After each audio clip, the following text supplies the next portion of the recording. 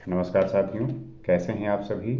आशा करता हूं कि आप स्वस्थ होंगे, सुखी होंगे और प्रसन्न होंगे। इस अष्टावक्र गीता में आपका स्वागत है। हम यहाँ पे समझते हैं कि किस प्रकार ये जो संसार की चुनौतियाँ हैं, जो हमारे ज्ञान का बोध है, हमारी जो वास्तविकता है और मोक्ष का जो रास्ता है, उसमें कौन सी बातें रुकावट डालती हैं और उनको हम कैसे टैकल करके सारी चुनौतियों को किस प्रकार से मैनेज करके उस बात को हम जान सकते हैं, समझ सकते हैं। तो ये प्रक्रिया एक तप का विषय है, ये एक त्याग का विषय है। और इस प्रक्रिया में ये आपको ज़रूर एहसास होगा कि ये एक साधारण व्यक्ति के लिए, एक संसारी व्यक्ति के लिए इतना आसान नहीं है, परंतु आपके दृढ़ इच्छा शक्ति से आप शाश्वत सुख और आनंद की अनुभूति कर सकते हैं। इसके कुछ सूत्र हैं कि कैसे इसको जिया जाता है, कैसे पाया जाता है। अष्टावक्र ने राजा जनक को समझाया, उनको वो प्राप्त हुआ।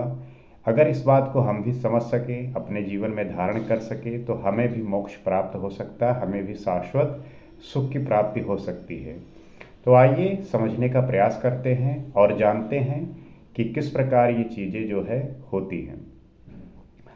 तत्वं यथार्थ मार्कंड्यम मंदः प्रप्नोति मूढ़ताम अथवा अययाति संकोचम मूढ़ को अपि मूढ़वत।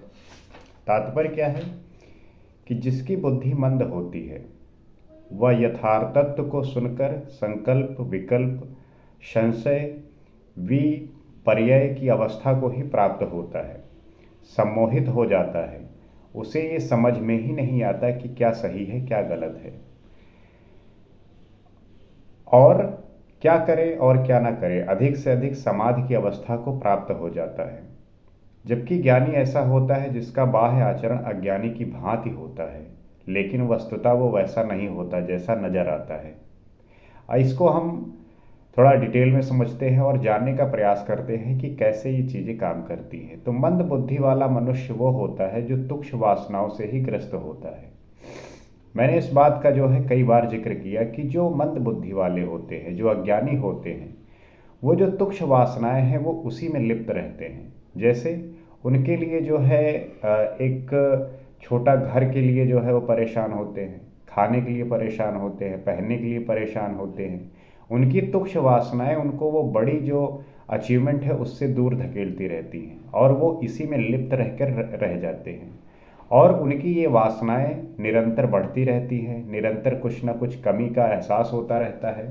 इसलिए वो सदैव जो है इस बात को लेके आकर्षित होते हैं, इस बात को लेके परेशान रहते हैं, क्योंकि इस संसार में बहुत ऐसे उनके संगत होती है, ऐसे दोस्त होते हैं जो ये एहसास कराते हैं, जो ये बताते हैं, और वो संसार को देखते हुए ये समझते हैं कि मुझ में शायद कोई कमी रह गई है, मेरे पास किसी चीज़ की कमी है। तो उसकी पूर्ति के लिए वो सदैव जो है अपनी सारी ऊर्जा उसी में लगाए रहते हैं। तो अब इस बात को उन्हें कैसे बोध हो कि ये बहुत तुच्छ वासनाएं हैं जिसमें उन्होंने अपना सब कुछ झोंक रखा है, जिसको अपने निजी स्वार्थों के अतिरिक्त कुछ भी दिखाई नहीं देता। उस व्यक्ति को अपने स्वार्थ के सिवा कुछ भी समझ में नहीं आता। वो सदैव अपनी ही बात करता है, वो उसी की पूर्ति के लिए लगा रहता है, और उसके रास्ते में जो भी बंधक बनता है वो उसका दुश्मन बन जाता है। आज आप देखिए, आज के ज़माने में हर व्यक्ति इस प्रकार भाग रहा है कि जैसे उसके जीवन में कुछ वस्तु प्राप्त करने के सिवा कुछ बचा ही नहीं। और इस भाग दौड़ में वो सब कुछ भूलता जा रहा है। वो चाहे किसी भी प्रकार की समझ हो, किसी भी तरीके की बात हो, उसको ये बात अब समझ में नहीं आ रही है। तो जो सिर्फ अपने शरीर के पालन पोषण में ही रमा रहता है, ये शरीर की जो आवश्यकताएं हैं, कपड़ा हो गया, खाना हो गया, रहन सहन हो गया, घर हो गया, ये इसी के चक्कर में जो है घूमता रहता है। आप व्यक्तियों को देखिए, उन्होंने आजकल जो है घर लोन पे ले लिया है, गाड़ी लोन पे ले ली है, खाने पे उनका कंट्रोल नहीं है, पहनने के लिए उन्हें सब कुछ अच्छा चाहिए। तो इसकी पूर्ति के लिए वो सदैव जो है अपने ही इंद्रियों के, अपने ही शरीर के जो है वो बंधक हो जाते हैं, और जो इंद्रियों को भोगों के अलावा और किसी में आसक्ति नहीं रखता। जो इंद्रियों के भोग हैं इसी में सदैव वो तत्पर रहता है। कोई चीज़ देखने में पसंद आ गई तो उसे वो चाहिए, सुनने में अगर उसको अच्छा लगा तो वो चाहिए, खाने में अच्छा लगा तो वो चाहिए। तो वो अपने इंद्रियों के अधीन है, जो उसकी पूर्ति के लिए वो सदैव जो है तत्पर रहता है, किसी न किसी प्रकार से पूर्ति करने की कोशिश करता है, इसी में आसक्त रहता है। ऐसे सीमित मनोवृत्ति वाले को अगर यथार्थत्व का ज्ञान कराया जाए तो वह उसे सुनकर संकल्प, विकल्प, संशय, विपर्यय की स्थिति को ही प्राप्त होता है। अब ऐसे व्यक्ति को अगर हम यथार्थत्व का ज्ञान कराएं, अगर इस शाश्वत सुख का बात बताएं, इसकी आनंद की अनुभूति कराने का प्रयास करें, तो उसके मन में जो संशय है, उसके जीवन में जो विकार है, वो इस तरीके से दूर हो जाएंगे और उसको उस बात का बोध होगा। इसीलिए मैं जो है इसकी बातें करता हूँ और आपसे ये अपेक्षा करता हूँ कि आप ये बात को समझकर उन तक ये बात पहुँचाएंगे ताकि वो अपने जीवन में इस प्रकार की चुनौती जो झेल रहे होते हैं उससे बच सकें। ये तत्व ज्ञान अत्यंत सूक्ष्म का वर्णन है, जिसे स्थूल बुद्धि वाला कैसे समझ सकता है। दरअसल ये जो ज्ञान है ये बड़ा ही सूक्ष्म है, बहुत सूक्ष्म है। जानने के लिए आपको इसमें उतरना पड़ता है। और जो मूढ़ बुद्धि वाले हैं, जो स्थूल बुद्धि वाले हैं, वो कैसे समझ सकते हैं। तो जिसका चित्त वासनाओं से परिपूर्ण है, अहंकार, तृष्णा, अभिलाषा वाला है, वो इस तत्व ज्ञान को प्राप्त करके भी इसे बेकार ही कर देता है। अब जिसका मन सदैव वासना से परिपूर्ण है, उसका मन जो है सदैव जो है अहंकार से, तृष्णा से, अभिलाषा वाला है, तो उसको ये चीज़ प्राप्त होने के बाद भी इसको वो बेकार ठहरा देता है, क्योंकि उसका जो उसकी जो मुक्ति होनी चाहिए उससे वो हुई नहीं है, उसको वो अनुभूति नहीं हुआ। तो इस बात को लेके उसका अभी ये बोध नहीं हुआ, ये जानकारी नहीं हुई कि मुझे जिस चीज़ के लिए मैं तुक्ष वासनाओं के लिए जिसके लिए आसक्त हूँ वो दरअसल कुछ है नहीं, वो बहुत ही तुक्ष मात्र है। लेकिन व्यक्ति इसी में लिपटा रहता है और ठीक वैसे ही जैसे जहर में यदि अमृत मिला दो तो वो अमृत भी जहर का रूप ले लेता है। आप अगर जहर में अमृत को मिला दो तो वो अमृत भी जो है जहर हो जाता है, परंतु इसके विपरीत ज्ञानी मूर्ख की भांति दिखाई पड़ते हुए भी स्वचेतना को पहचान कर समाधि को प्राप्त हो जाते हैं। सबसे बड़ा विषय यही होता है कि ज्ञानी और अज्ञानी में भेद कैसे किया जाए। व्यक्ति सदैव इस बात को लेके भ्रम में रहते हैं कि ज्ञानी और अज्ञानी में हम भेद कैसे करें, क्योंकि दिखते तो एक हैं, एक जैसे हैं, कार्य भी एक जैसे करते हैं, खाना भी एक जैसे खाते हैं, पहनते भी एक जैसे हैं। क्योंकि इसी संसार में बहुत ऐसे व्यक्ति होते हैं जिनकी वासनाएं, जिन्होंने अपनी इच्छाओं को त्याग दिया है, लेकिन इस संसार में रहते हुए वो अपने कर्तव्य कर रहे हैं, अपना काम कर रहे हैं। अब उन व्यक्ति को पहचान आप तभी सकते हैं जब आपको वो अनुभूति हुआ हो, जब आप उसको समझते हो। तो अज्ञानी और ज्ञानी में फर्क इसी बात से होगा। और परंतु इसके स्वचेतना को पहचान कर समाधि को प्राप्त होते हैं।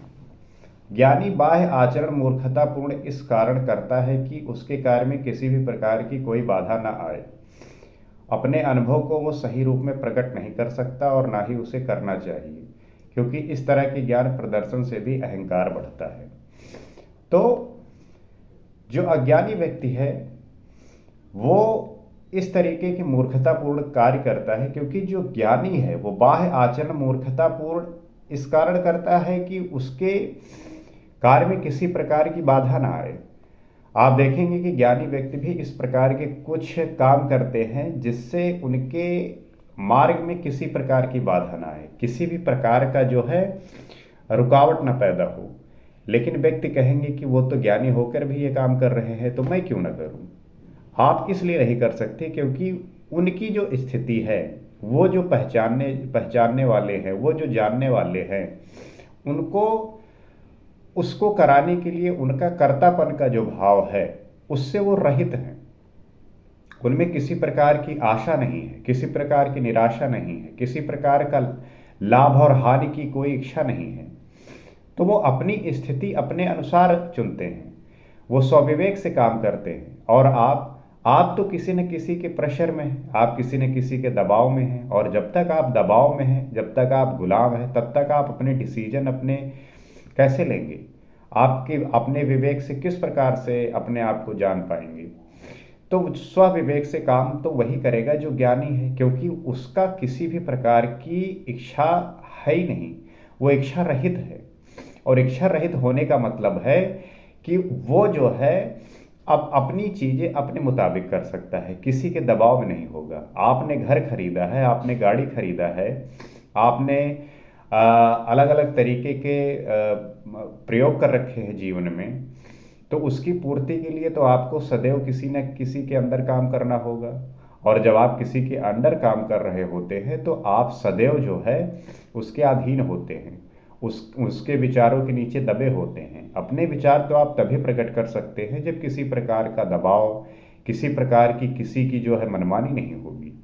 और ये स्थिति पाने के लिए आपकी अपनी इच्छाएं त्यागनी होंगी। अब इच्छाएं हैं कि आप जो है चीज़ें इस संसार की जो भी विषय वस्तु हैं उसे भोगें, जितना हो सके आप भोगना चाहते हैं। और इस भोग की प्रक्रिया में आपकी जो कामनाएं हैं, आपकी जो इच्छाएं हैं, वो बढ़ती रहती हैं। और ये बढ़ते बढ़ते बढ़ते बढ़ते आपको इस स्थिति में लाके खड़ा करती हैं कि आप सदैव उसके लिए उत्साहित रहते हैं, आप सदैव उसके लिए जो है प्राप्त करना चाहते हैं। और जब वो प्राप्त नहीं होता तो वही बात जो है आपको कष्ट पहुंचाता है, आपको जो है टेंशन देता है। और यही प्रक्रिया लगातार चलती रहती है, इसलिए व्यक्ति जो है डिप्रेस्ड रहते हैं। और जब डिप्रेस्ड हो जाते हैं, डिप्रेस होते हैं, परेशान होते हैं, तब उस परेशानी से निकलने के लिए वो कई सारे प्रयोग करते हैं, नशा करते हैं, अलग अलग तरीके के प्रयोग करते हैं। लेकिन अंत में उनको यही प्राप्त होता है कि उससे भी उनको शांति नहीं मिलती, क्योंकि मिल ही नहीं सकती। वो जिस सुख की बात कर रहे हैं वो तो बिल्कुल बहुत क्षणिक होता है, बहुत कम समय के लिए होता है।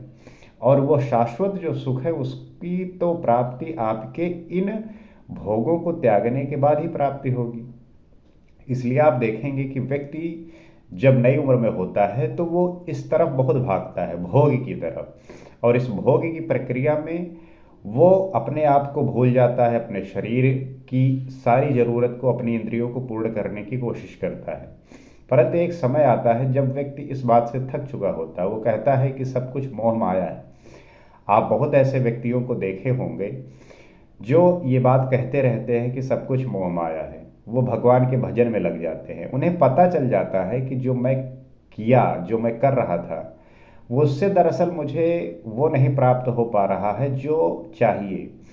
वो सदैव सुख चाहता है, वो हमेशा चाहता है कि जीवन में जो है एक आनंद का उत्सव बना रहे। लेकिन आनंद का उत्सव जो है किसी भी तरीके से क्रिएट जब होगा इस संसार में, तो वो तो कुछ ही समय के लिए होगा।